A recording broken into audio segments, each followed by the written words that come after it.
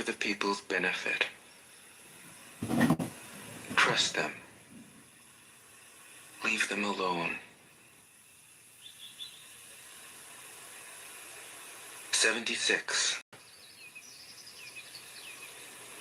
Men are born soft and supple. Dead, they are stiff and hard. Plants are born tender and pliant. Dead, they are brittle and dry. Thus, whoever is stiff and inflexible is a disciple of death. Whoever is soft and yielding is a disciple of life. The hard and stiff will be broken. The soft and supple will prevail. 2, 3? No. 77. As it acts in the world, the Tao is like the bending of a bow. The top is bent downward. The bottom is bent up. Oh, it adjusts so funny. excess and deficiency so that there is perfect balance. It takes from what is too much and gives to what isn't enough. Those who try to control, who use force to protect their power, go against the direction of the Tao. They take from those who don't have enough and give to those who have far too much. The Master can keep giving because there is no end to her wealth. She acts without expectation, succeeds without taking credit, and doesn't think that she is better than anyone else. 78. Nothing in the world is as soft and yielding as water. Yet for dissolving the hard and inflexible, nothing can surpass it. The soft overcomes the hard. The gentle overcomes the rigid. Everyone knows this is true, but few can put it into practice. Therefore, the Master remains serene in the midst of sorrow. Evil cannot enter his heart, because he has given up helping. He is people's greatest help. True words seem paradoxical. 79. Failure is an opportunity. If you blame someone else, there is no end to the blame. Therefore, the Master fulfills her own obligations and corrects her own mistakes. She does what she needs to do and demands nothing of others. 80. If a country is governed wisely, its inhabitants will be content. They enjoy the labor of their hands and don't waste time inventing labor-saving machines. Since they dearly love their homes, they aren't interested in travel. There may be a few wagons and boats, but these don't go anywhere. There may be an arsenal of weapons, but nobody ever uses them. People enjoy their food, take pleasure in being with their families, spend weekends working in their gardens, delight in the doings of the neighborhood. And even though the next country is so close that people can hear its roosters crowing and its dogs barking, they are content to die of old age without ever having gone to see it. 81. True words aren't eloquent. Eloquent words aren't true. Wise men don't need to prove their point.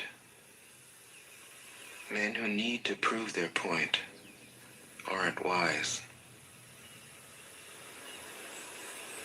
The master has no possessions. The more he does for others, the happier he is. The more he gives to others, the wealthier he is. The Tao nourishes by not forcing,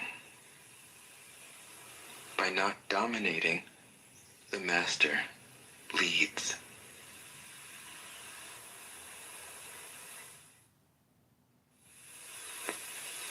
Tao Te Ching can be translated as the Book of the Immanence of the Way, or the Book of the Way and of how it manifests itself in the world, or simply the Book of the Way. Since it is already well known by its Chinese title, I have let that stand. About Lao Tzu, its author, there's practically nothing to be said. He may have been an older contemporary of Confucius, 551 to 479 BCE, and may have held the position of archive keeper in one of the petty kingdoms of the time. But all the information that has come down to us is highly suspect. Even the meaning of his name is uncertain. The most likely interpretations, the old master, or more picturesquely, the old boy. Like an Iroquois woodsman, he left no traces. All he left us is his book, the classic manual on the art of living, written in a style of gem-like lucidity, radiant with humor and grace, and large-heartedness and deep wisdom, one of the wonders of the world. People usually think of Lao Tzu as a hermit, a dropout from society, dwelling serenely in some mountain hut, unvisited except perhaps by the occasional traveler arriving from a 60s joke to ask, "What is the meaning of life?" But it's clear from his teachings that he deeply cared about society, if society means the welfare of one's fellow human beings. His book is, among other things, a treatise on the art of government, whether of a country or of a child. The misperception may arise from his insistence on wei wu wei, literally doing, not doing, which has been seen as passivity.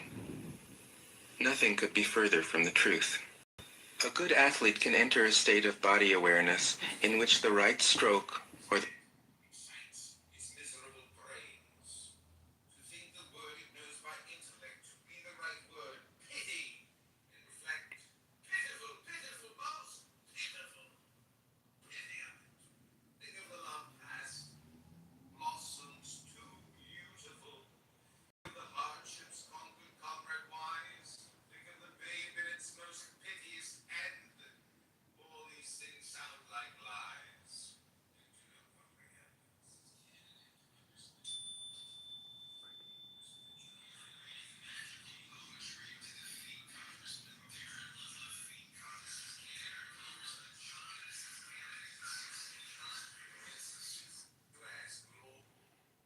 right movement happens by itself, effortlessly, without any interference of the conscious will. This is a paradigm for non-action, the purest and most effective form of action. The game plays the game. The poem writes the poem. We can't tell the dancer from the dance. Less and less do you need to force things, until finally you arrive at non-action. When nothing is done, nothing is left undone. Nothing is done because the doer has wholeheartedly vanished into the deed. The fuel has Some been biggest completely transformed into procrastinator ever. flame. This nothing is in fact everything. It happens when we trust the intelligence of the universe in the same way that an athlete or a dancer trusts the superior intelligence of the body. Hence Lao Tzu's emphasis on softness. Softness means the opposite of rigidity and is synonymous with suppleness, adaptability, endurance. Anyone who has seen a Tai Chi or Aikido master doing not doing will know how powerful this softness is. Lao Tzu's central figure is a man or woman whose life is in perfect harmony with the way things are. This is not an idea, it is a reality. I have seen it. The master has mastered nature, not in the sense of conquering it, but of becoming it. In surrendering to the Tao, in giving up all concepts, judgments, and desires, her mind has grown naturally compassionate. She finds, deep in her own experience, the central truths of the art of living, which are paradoxical only on the surface, that the more truly solitary we are, the more compassionate we can be. The more we let go of what we love, the more present our love becomes. The clearer our insight into what is beyond good and evil, the more we can embody the good, until finally she is able to say, in all humility, I am the Tao, the truth, the life. The teaching of the Tao Te Ching is moral in the deepest sense, unencumbered by any concept of sin. The master doesn't see evil as a force to resist, but simply as an opaqueness, a state of self-absorption, which is in disharmony with the universal process, so that, as with a dirty window, the light can't shine through. This freedom from moral categories allows him his great compassion for the wicked and the selfish. Thus the master is available to all people and doesn't reject anyone. He is ready to use all situations and doesn't waste anything. This is called embodying the light. What is a good man but a bad man's teacher? What is a bad man but a good man's job? If you don't understand this, you will get lost, however intelligent you are. It is the great secret. The listener will notice that in the many passages where Lao Tzu describes the master, I have used the pronoun she at least as often as he. The Chinese language doesn't make this kind of distinction. In English, we have to choose. But since we are all potentially the master, since the master is, essentially, us, I felt it would be untrue to present a male archetype, as other versions have, ironically, done. Ironically, because of all the great world religions, the teaching of Lao Tzu is by far the most female. Of course, you should feel free throughout the recording to substitute he for she, or vice versa. As to method, I worked from Paul Carus's literal version, which provides English equivalents, often very quaint ones, alongside each of the Chinese ideograms. I also consulted dozens of translations into English, German, and French. But the most essential preparation for my work was a 14 years long course of Zen training, which brought me face to face with Lao Tzu and his true disciples and heirs, the early Chinese Zen masters. With great poetry, the freest translation is sometimes the most faithful. We must try its effect as an English poem, Dr. Johnson said. That is the way to judge of the merit of a translation. I have often been fairly literal, or as literal as one can be with such a subtle, kaleidoscopic book as the Tao Te Ching. But I have also paraphrased, expanded, contracted, interpreted, worked with the text, played with it, until it became embodied in a language that felt genuine to me. If I haven't always translated Lao Tzu's words, my intention has always been to translate his mind. Describing the indescribable, teaching the unteachable, pointing the way to the way. What does Lao Tzu think he is doing here? It can't be done. No way. Hence, Po Chu-yi, poet and stand-up comedian, wrote, "He who talks doesn't know, he who knows doesn't talk."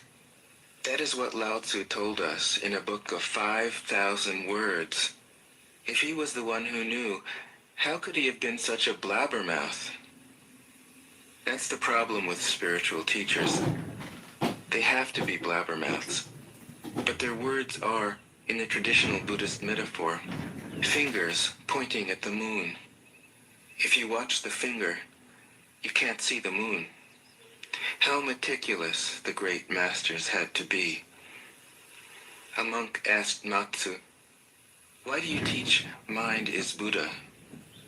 Matsu said, "To stop a baby from If crying." you're gonna end this live stream, go to shorts The monk and read said, a book. "When the crying has stopped, what then?"